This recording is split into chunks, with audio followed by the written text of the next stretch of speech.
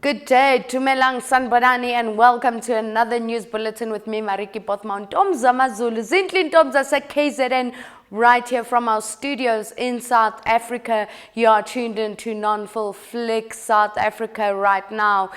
Today's episode of the news will be quite interesting, as after our headlines, we'll be joined by a journalist who will be helping us analyze some of our stories. And for those South Africans that are all over the world internationally, you might just hear some of your own home language on today's show. In our first story this morning, solidarity serves human settlements over imported Cuban engineers.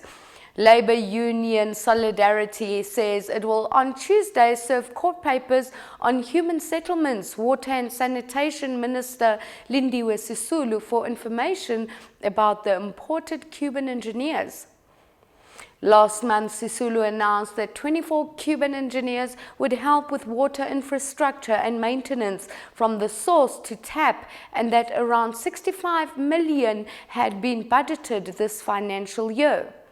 The decision was criticized by South Africans as they questioned whether the country did not have competent engineers. Solidarity even sent the department a list of 120 South African engineers to replace the 24 Cuban engineers.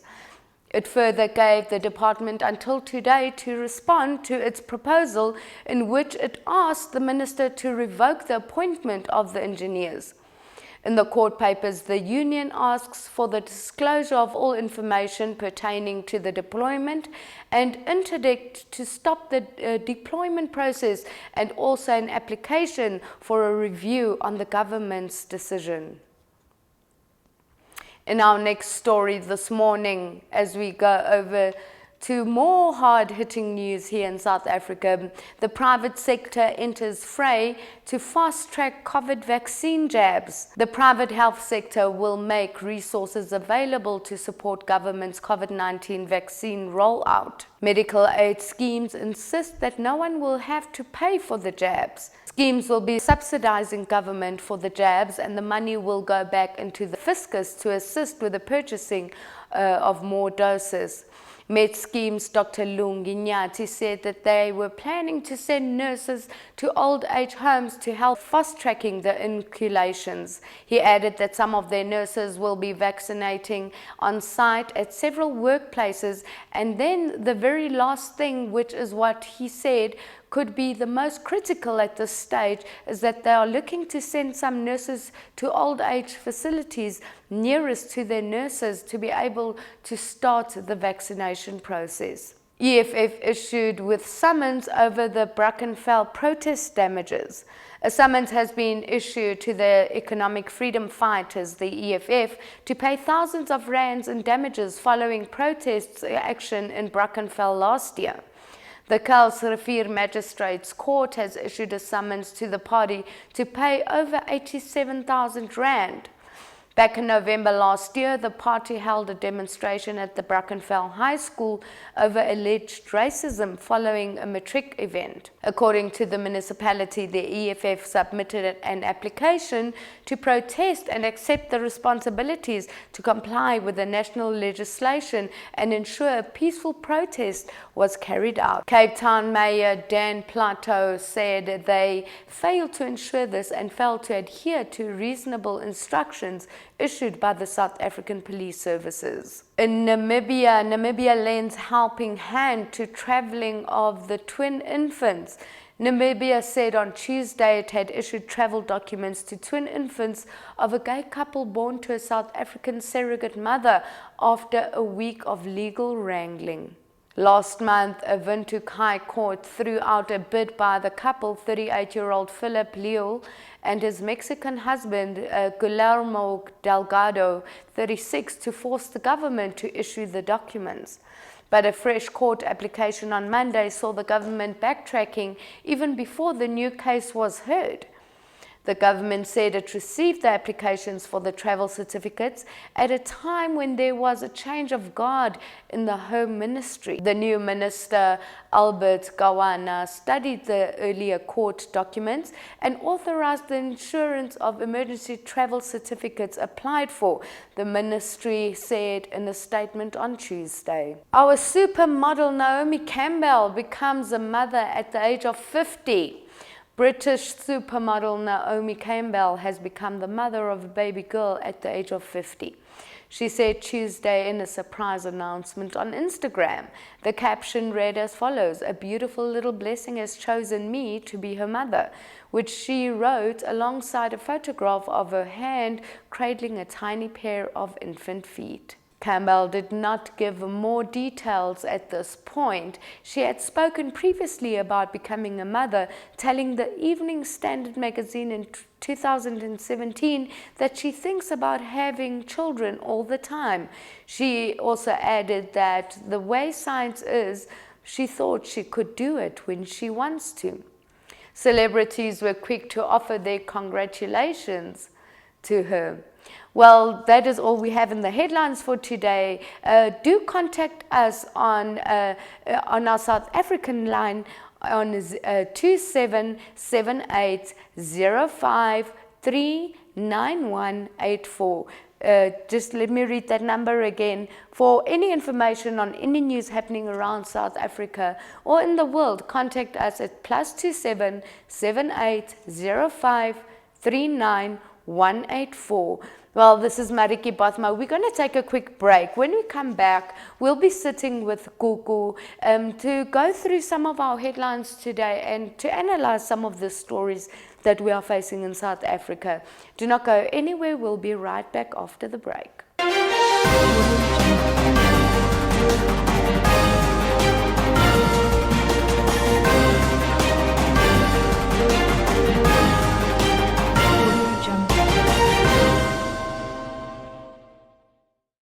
Welcome back. As promised before the break, we've got Gugu Thusi. Gugu, how are you? Thank you so much, Marietjie. I'm very well and I'm pleased to be here. Yeah, well, Gugu Thusi is a journalist here in South Africa, and he'll be going through some of our headlines and analyzing some of our stories. So, Gugu, obviously earlier we know Solidarity serves human settlement over imported Cuban engineers. Yeah, so the Minister, Lindiwe Sisulu, made an announcement about the deployment of the Cuban engineers to come and assist. But that decision has come under a lot of criticism to say we do have in-house engineers who can be able to execute the very same task or duties that will be executed and would quite frankly maybe save a lot of money. As you may know, that our country needs every cent that it could get. And moreover that, the Solidarity went as far as presenting about 120 list of engineers that we have in our country that could mitigate in terms of the expenditure and all of that. So that decision by the department has come under fire. But do you think that do you think maybe the Cubans are highly qualified over our South African engineers? Why would it come to that decision? Because we do have quite high qualified engineers in South Africa. I think, personally, it's a matter of not realizing what you have. When you know that you have something in your disposal, you work with what you have to get what you want. And I believe that as a country, we are more than capable of doing with whatever anyone else does. With the state of the art information that technology that we have and the information that we may not have the world class, but I believe that as far as we have come now, I think with the resources we have, I think we can manage to build or do what we aspire to do. So I think it's not a matter of it's a matter of not realizing what we have. And do you think the final outcome would be positive comparing to the fact that now they're under fire? Do you think they'll review and... Obviously, they've taken a route of following the necessary, Procedures. So as to voice out to say this decision must be stopped, because in their court interdict they were saying that they want the minister to revoke that decision. So we are hoping that once the court presents that matter, and with obviously the resources presented, obviously they would gauge the matter and then make a decision. But we are hopeful that this will kind of yield positive results. And as a matter of fact, they've budgeted about 65 million rand for this project. That money could be used in other, utilized in other. In fact, the expenditure could be dropped to a very low minimal, and the money will be dispensed to other matters. As you may know, that our country is facing a numerous and we're in quite a lot of poverty, and I personally feel that why bring in other people if your own people are hungry? People are hungry for work. People are qualified, yet they are jobless. Right now, South Africa is in a position where so many people lost their jobs during to COVID, which brings me into our next story, obviously the COVID story. What is your take so far? I read this morning that in the last 24 hours there have been over 2,000 new cases of COVID, the third wave. What is your take on that as well? Look, COVID-19 is still upon us, and it is a duty of every one of us to kind of work together. I'm seeing as of late, since the restrictions have been lowered, we've kind of let our guard down, hence we are seeing these numbers escalating a bit further. So, but it's just a call to everyone who's watching at home to say, let's adhere to the COVID-19 regulations and make sure that we sanitize, we mask, we maintain the social distance, because COVID-19 is still upon us. And now that there's an alarming scare of the third wave, and looking at the capacity of our country, will we be able to endure that?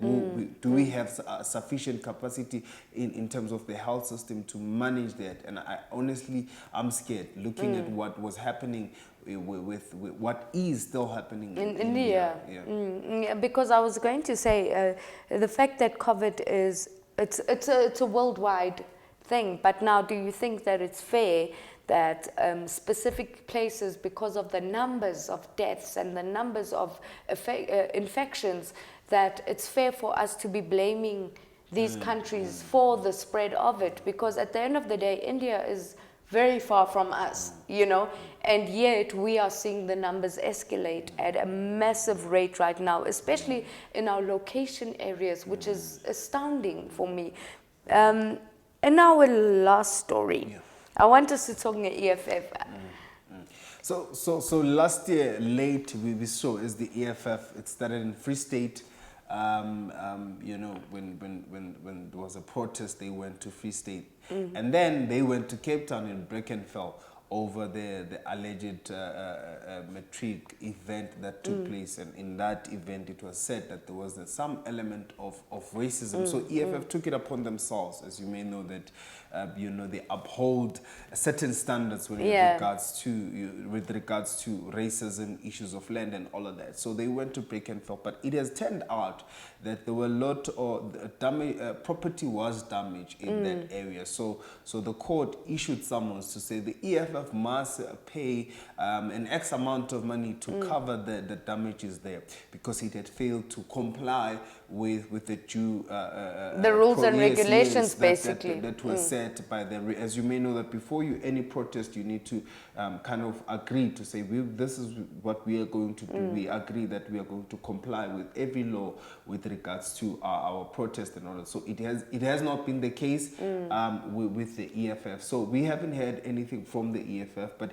an amount of about 87,000 was someone to be paid by the party, and obviously the mayor also came in as well to say the EFF has failed to comply. As a result of that, we are seeing a property being damaged, and they need to pay that amount. But we know the EFF, so obviously the world is watching at large.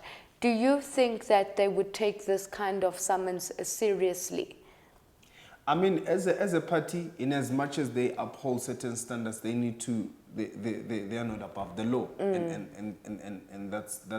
that's what keeps us all grounded to say we are not above the law. So if the summons has been issued and they are not happy or satisfied, I think our justice system or our law system has a leeway of saying, come, let's meet and discuss it a bit further. So they could, also file certain, mitigation, procedure to say, this is what we think should be done, or, how do we feel about this? So I think our justice system does offer that leeway to say, if you're not satisfied, come, let's sit down and go to the drawing board.